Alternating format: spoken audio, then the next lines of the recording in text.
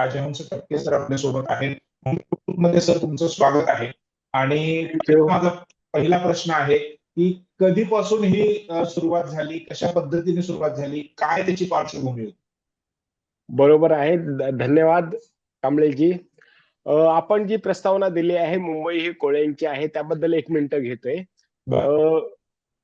संविधानाने सांगितलेलं आहे की दुर्बळ घटकांना ज्यांना प्रतिनिधित्व दिलं जात नाही त्यांना मिळायला पाहिजे. स्थानिक स्वराज्य संस्थांमध्ये ते तर मिळायलाच पाहिजे. म्हणून मुंबईतील मूळ भूमिपुत्र आहेत. आता या ठिकाणी शासनानं स्वीकृत नगरसेवकांचं एक प्रतिनिधित्व देण्याची संधी त्यांनी दिलेली आहे. तर निदान या भूमिपुत्रांना स्वीकृत नगरसेवक म्हणून तरी प्रतिनिधित्व दिलं पाहिजे का मुंबईचे मूळ भूमिपुत्र आहेत म्हणून. त्याचबरोबर माझं आता कोळी सीफूड फेस्टिवल बद्दल मला बोलायला आवडेल. 2006 पासून हा आपण कोळी सीफूड फेस्टिवल सुरू केला. मला सांगायला आवडेल असं की मुंबई फेस्टिवल म्हणून ब्रिगेडियर सुधीर सावंत यांनी मुंबई फेस्टिवल सुरू केला होता 2004-05 मध्ये. आणि ज्या वेळेला त्याचा 5 मध्ये सांगता समारंभ साठी तत्कालीन मुख्यमंत्री विलासराव देशमुख साहेब आले होते आणि त्याची बातमी सकाळमध्ये एकदा आली होती. आणि मग त्याचा आधार घेऊन मी पत्र लिहिलं होतं, असा कसा मुंबई फेस्टिवल ज्या ठिकाणी मुंबईतील मूळ भूमिपुत्रांचा सहभाग नाहीये. आणि मग त्याच्यानंतर मग सुधीर सावंत साहेबांनी फिशरीच्या अधिकाऱ्यांशी संपर्क साधून माझ्यापर्यंत, कारण माझं पत्र होतं ते, आणि मग त्यांनी सांगितलं तुम्ही काय करणार आहात. मी म्हंटल बघा आमच्या माशांना भाव मिळत नाही, किंबहुना आमची जी मरतूक होते माशांची मरतूक करण्यासाठी जो खर्च येतोय तोच भागला जात नाही. आणि आम्ही मग नेहमीच माशांचा दुष्काळ जाहीर करा म्हणून शासनाकडे तगादा लावतोय.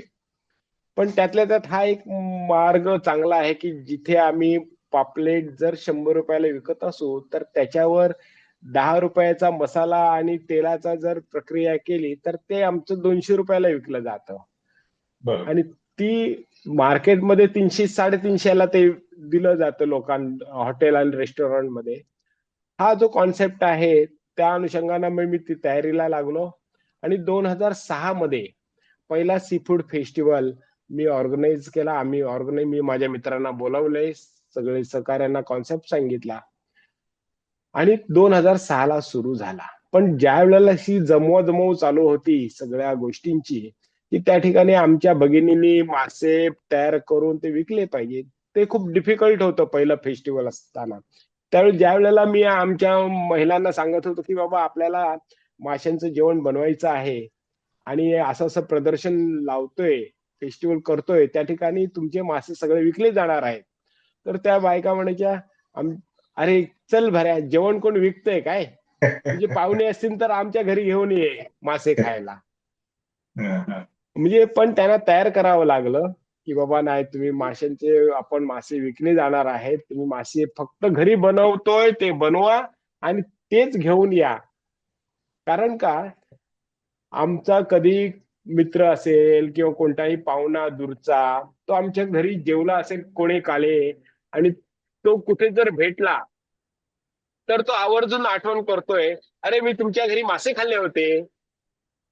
म्हटलं जर मासे खाण्याची आवड जर त्यांना एवढी असेल किंबहुना आमचं प्रिपरेशन कदाचित त्यांना आवडत असेल तर जर तो आमचे पाहुणे दूरदूरचे येणारे मित्र जर लक्षात ठेवत असतील तर हेच जर आपण आपल्या उदरनिर्वाहासाठी जर आपण त्याचा प्रयत्न केला तर का होणार नाही. अशा दृष्टीनं माझे मित्र सूर्यकांत रत्ने होते, प्रवीण भावे होते आणि बरेचसे कार्यकर्ते पंकज कुतुर वगैरे सगळेजण एकत्र आलो आम्ही.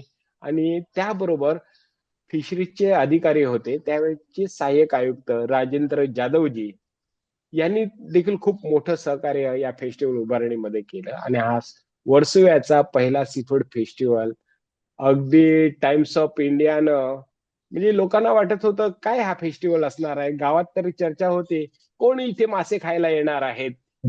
पण ज्या वेळेला टाइम्स ऑफ इंडिया मध्ये ती मासे खाण्यासाठीची एक छोटीशी जाहिरात झळकली आणि अख्खा मुंबई वर्सोव्याला गर्दी केली आणि अवघ्या 2 तासामध्येच पहिल्या दिवशीचे मासे संपले होते. पहिल्या दिवसापासून हे 3 दिवसांचंच फेस्टिवल आहे की पहिला फक्त एका दिवसात 2 दिवसाचं ठेवणार आहे? नाही, पहिला जो फेस्टिवल होता तो 4 दिवसासाठी ठेवला होता. ते एवढ्यासाठीच की लोकांना कळलं पाहिजे. गुरुवार, शुक्रवार, शनिवार असे 4 दिवस ठरवले होते. कारण गुरुवारी आपण उद्घाटन करूया, जेणेकरून लोकांपर्यंत ती बातमी जाईल आणि मग शुक्रवार, शनिवारी शुक्रवारी ते लोक खाण्याचे येतील. दिवस, या दृष्टीनं तो केला होता. परंतु आता कसं फेस्टिवल कधी आहे याची लोक वाट पाहतायत, म्हणून 3च दिवस ठेवतोय आम्ही. शुक्रवार, शनिवार, रविवार. बरं. पहिला म्हणजे आता 20वा हा फेस्टिवलचा वर्ष एक आहे. हो, हो, हो. आणि 2006 ते 2026 हे 20 वर्ष झालेले आहेत. या 20 वर्षांमध्ये फेस्टिवल किती बदललाय? म्हणजे जसं तुम्ही सुरुवातीला सांगितलं की अगदी तुमच्या लोकांना म्हणजे तुमच्या घरातल्या महिलांना तुम्हाला तयार करावं लागलं, त्यांना हो, कन्व्हिन्स करावं हो. लागलं की आपण असं करू शकतो. तिथपासूनची सुरुवात आता 20 वर्षानंतर हा फेस्टिवल किती आता बदलला? कसा झाला बघा, कसं त्यावेळेला आम्ही फ्री मध्ये सगळ्या स्टॉल्सचे पैसे घेतले, एकाही स्टॉलचे आम्ही पैसे घेतले नव्हते, की तुम्ही या, सवय लागू दे म्हणून. पण आज अशी परिस्थिती झालेली आहे, 50 स्टॉलची अरेंजमेंट त्या ठिकाणी करतोय आम्ही. कारण महानगरपालिका, पोलीस खातं, अग्निशमन दल म्हणजे लोकांना बरोबर. नियंत्रित व्हावं म्हणून आम्ही मर्यादित स्टॉल ठेवते. 50 स्टॉलची अरेंजमेंट आम्ही करत असतो. पण एवढे महिलांचे गट तयार झालेले आहेत हे करण्यासाठी, की या वेळेला आमच्याकडे 75 ग्रुप आहेत. जे 25 ग्रुप आहेत त्यांना आम्ही समावेश करून घेऊ शकत नाही. मग ते 25 ग्रुपना आम्ही त्यांना गॅरंटी दिलेली आहे की पुढच्या फेस्टिवलमध्ये पहिल्यांदा तुम्हाला चान्स, आणि मग आता ज्यांनी 50 मिळालेले आहेत त्यांच्यातले 25 बाहेर पडतील. असं गेल्या 5 वर्षांपासून ही सायकल सुरू आहे. म्हणजे आमच्याकडे आमच्याच गावातल्या भगिनी वेटिंग मध्ये आहेत की फेस्टिवल मध्ये आम्हाला सहभाग असला पाहिजे म्हणून. आणि हो, कशा आणि पद्धत एका एका स्टॉल मागे साधारण 15 ते 25 महिला काम करत असतात. म्हणजे असे जर 35 नुसते माशांचे 35 स्टॉल मध्ये अशा किमान 15 प्रत्येक स्टॉल मध्ये जरी महिला तुम्ही काउंट केल्या तरी एवढ्या महिला वर्सोव्याच्या 400-500 महिला ह्या कार्यरत असतात. त्या मासे साठवून करतात, ते साफ करतात, प्रोसेस करतात, मसाले तयार करतायत. ही फेस्टिवल 3 दिवस जरी होत असला तरी 15 दिवसापासून मसाले कुटणं, तयार करणं ही सगळी प्रक्रिया प्रत्येक घरात सुरू असते. बरोबर. मला हे विचारायचं की फेस्टिवल काय असतं? म्हणजे मासे विक्री आणि म्हणजे जेवण हे करणं तुमच्या पद्धतीने ते सगळे मसाले वगैरे तेवढंच आहे की त्याच्या व्यतिरिक्त आणखी काही कार्यक्रम त्या फेस्टिवल मध्ये होत असतात? हो, हो, हो. कसं आहे, मासे आमचे प्रसिद्ध आहेत. मासे आम्ही आमच्या पारंपरिक मसाल्यामध्ये तयार करून देतो ताजे मासे, आणि खाण्याची गर्दी खूप असते. आमचे जसे मासे फेमस आहेत त्याप्रमाणे आमच्या कोळी समाजाची नाच गाणी देखील सुप्रसिद्ध आहेत, जी प्रत्येक उत्सवासाठी किंवा कोणत्या तरी एका विशिष्ट कार्यक्रमासाठी ती तयार झालेली आहेत. आणि अशी नाच गाणी आणि नाचणं, म्हणजे आनंद व्यक्त गाण्यांच्या बाबतीत तुम्ही सांगताय गाणी तर इतकी फेमस आहे. कुठला असा उत्सव नाहीये, कुठला असा सण नाही की जिथे कोळी गीत लागत नाहीत आणि हो, कुठला हो, हो, नाचत नाही. बरोबर. बरोबर. तर ती सगळीकडे कोळी गाणी वाजतायत, नाचतायत लोक त्याच कोळ्या गाण्यांवरच. मग ते कुणाचाही ते लग्न असो किंवा कुणाचाही कोणता कार्यक्रम असो, कोळी गाणी वाजली पाहिजेत. तर ही या संधी आम्ही ज्या वेळेला मासे लोकांना खायला देतो, त्या ठिकाणी येऊन लोक मासे खातायत, त्यावेळेला कोळी समाजाचे नृत्य, नाच आणि गाणं स्टेजवर सुरू असतं. बरेचशी लोक ज्या वेळेला जेवायला स्टॉलवर बसतायत त्यावेळेला तेही नाचत असतात त्या गाण्यांच्या ठेक्यांवर, आणि मग संपूर्ण त्या फेस्टिवल मैदानात अगदी अख्खं एका स्टेजवर मध्ये रूपांतर झालं की काय, कारण सगळेच नाचायला लागतायत असं एक त्या ठिकाणी तयार होती. बरं. त्या व्यतिरिक्त जे कॉम्पिटिशन असतं का? की म्हणजे कोणत्या स्टॉलने सगळ्यात जास्त मासे हो, विक्री हो. केलेली तर आहे? किंवा आमचे खास कोणाचे मासे सगळ्यात जास्त स्वस्त आहेत? म्हणजे त्या पद्धतीची पण एक हे असते का, कॉम्पिटिशन असते का? कॉम्पिटिशन असते 3 दिवस. कसे कॉम्पिटिशन असते, आमची पारंपरिक वेशभूषा आणि त्याचबरोबर चविष्ट जेवण नीटनेटकं, हायजेनिक, प्रेझेंटेबल असं कोणता स्टॉल त्या ठिकाणी देतोय, तर ह्या 3 स्टॉलची पारितोषिक शेवटच्या दिवशी आम्ही अनाउन्समेंट करत असतो. आणि त्यासाठी देखील उत्सुकता असते प्रत्येक ग्रुपमध्ये, की आपलं जेवण किंवा आपलं हे सगळ्यात चांगलं प्रेझेंटेशन कसं हा चांगलं कसं होईल, स्वादिष्ट कसं होईल आणि लोकांना कसं आवडेल. आणि त्यामध्ये देखील आमची जी परंपरागत पद्धती आहेत, त्यामध्ये पण आता बदलत्या काळामध्ये, बदलत्या वातावरणामध्ये त्याच्यात काही बदल करता येतो का? तसेही प्रयोग त्या ठिकाणी काही लोकं करत असतायत आणि तेही लोकांना आवडत असतायत. बरोबर. तुम्ही कराचा एक मुद्दा उपस्थित केला म्हणजे की त्यातून जवळपास 400-500 महिला ज्या आहेत त्या याच्यामध्ये हो, काम हो. करत असतात. आर्थिक उलाढाल काय असते? म्हणजे प्रत्येक 3 दिवस फेस्टिव्हल असतात की मुंबई येते तिथे कशी आर्थिक उलाढाल होते? हां.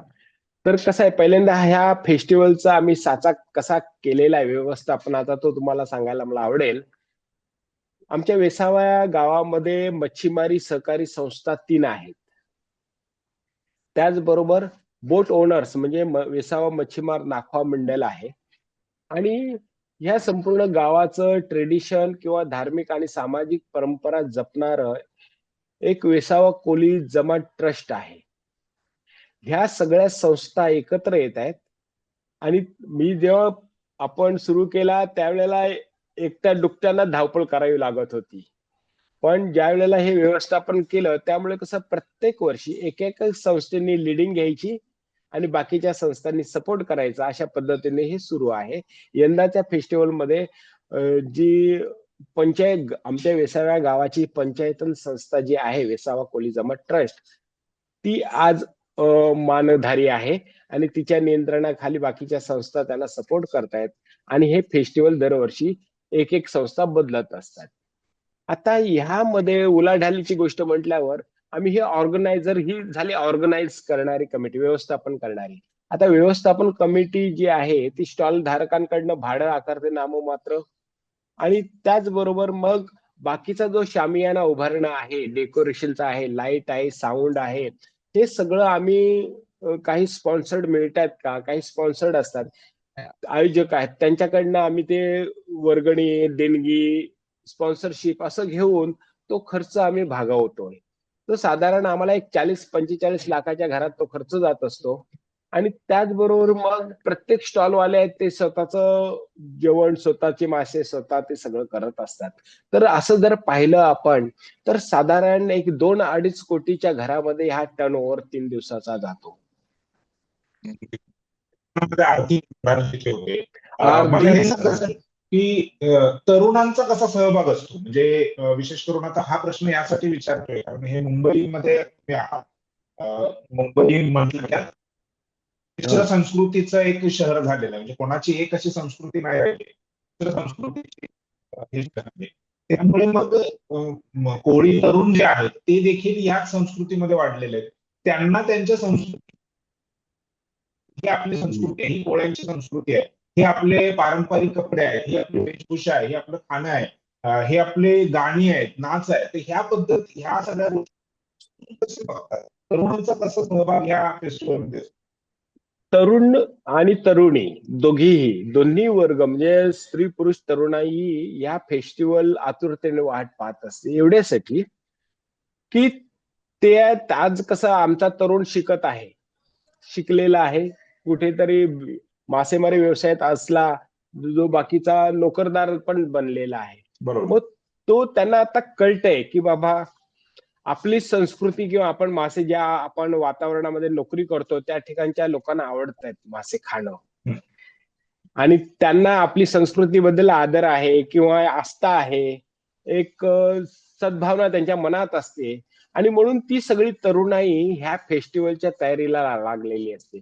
आता पारंपरिक वेश कोणी परिधान करत नाहीत. सुरका म्हटल्यावर कोणी घालायला मागत नाही. परंतु खास ह्या फेस्टिव्हलच्या निमित्तानं सगळे तरुण तयार होत असतायत. आपले कोळी ड्रेस किंवा कोळी आमच्या पोरगी म्हणजे मुली आहेत, त्या देखील कोळी लुगडी नेसून त्या पाहुण्यांचं येणाऱ्या जेवण आस्वाद घेण्यासाठी येणाऱ्या कस्टमर्स लोकांचं स्वागत करण्यासाठी उत्सुक असतात. कोळी कम्युनिटी तर पहिलीपासूनच एकतर समुद्राशी संघर्ष करीत असताना त्यांना वाटतं आज जगू किंवा उद्या जगू, पण आजचा दिवस आपल्या हातात आहे, तो आनंदाने जगलं पाहिजे, ही भावना आमच्या कोळ्यांमध्ये आहे. त्यामुळे आम्ही आनंद साजरा करायला कोणताही क्षण दडवडत नाही, वाया घालवत नाही, आणि म्हणून आम्ही नाच गाणे आणि उत्साह त्या तरुणांमध्ये देखील ओतप्रोत भरलेला असतो. बर. एक शेवटचा प्रश्न, म्हणजे ज्या मुद्द्यापासून की विकृत ते मध्ये मध्ये कोळी तुमचा बांधव आवाज जातोय. नाही, परत येतोय? रिपीट करा. हा, येतो, आता येतो. मला हे विचारायचं होतं की ज्या मुद्द्यापासून तुम्ही सुरुवात झाली या चर्चेला, तो मुद्दा म्हणजे आता महापालिकेच्या निवडणुका झाल्या आणि स्वीकृत नगरसेवक जे आहेत ते कोळी बांधव देखील झाले पाहिजेत, असा तुम्ही एक मुद्दा उपस्थित केला. तुमचं देखील प्रतिनिधित्व तिथे गेलं पाहिजे. हो, हो. ह्या महानगरपालिका निवडणुकांमध्ये जवळपास 7 ते 8 नगरसेवक जे आहेत ते कोळी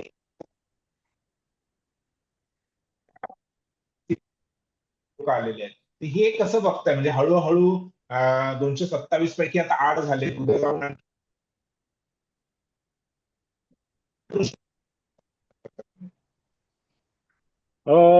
तो मध्ये व्हॉइस गेला, परंतु तुमचा मुद्दा माझ्या लक्षात आलेला आहे. मला काय म्हणायचं आहे, मुंबईमध्ये एक 27 आता शिल्लक असलेले 27 कोळीवाडे आहेत. 27 कोळीवाडे हे साधारण 20 प्रभागामध्ये वाटलेले आहेत महानगरपालिकेच्या.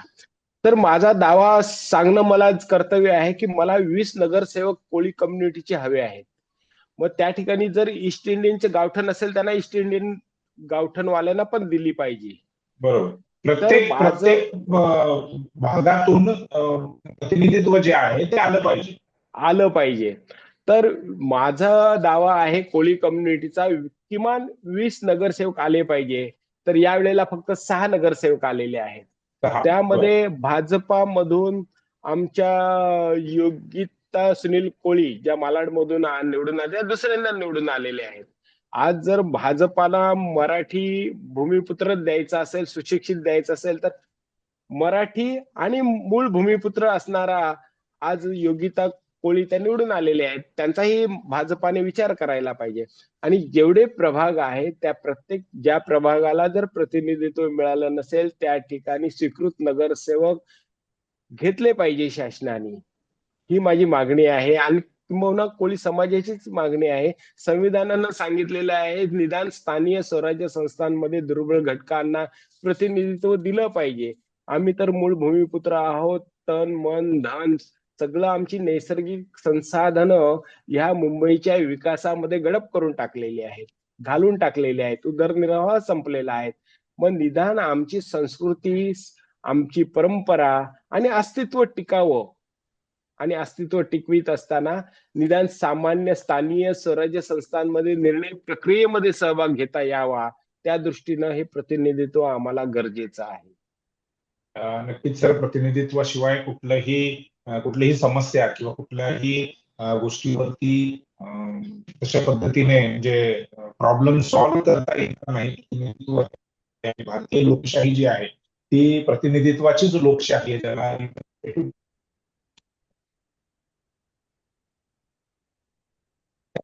माहिती दिली खरं तर त्याबद्दल तुमची. आणि मुंबई आउटलुकच्या मी सर्वच प्रेक्षकांना ही विनंती करेन की मुंबई ज्यांनी उभी केली, मुंबईला आंतरराष्ट्रीय जो दर्जा मिळवून दिला, जो ज्यांनी मिळवून दिला, कोळी बांधव, त्यांची संस्कृती काय आहे, त्यांची वेशभूषा काय आहे, त्यांचं खानपान काय आहे, हे जर तुम्हाला अनुभवायचं असेल, बघायचं असेल, तर नक्की 23 जानेवारी पासून जो कोळी फूड फेस्टिवल होतो तिथे नक्की जा, नक्की तिथे भेट द्या आणि संपूर्ण तो जो अनुभव आहे तो घेण्यासाठी तिथे जा, अशी मी विनंती करतो. सर, तुम्ही मुंबई आउटलुकला भेट दिली त्याबद्दल आभार, धन्यवाद. Thank you Sanketji, thank you outlook.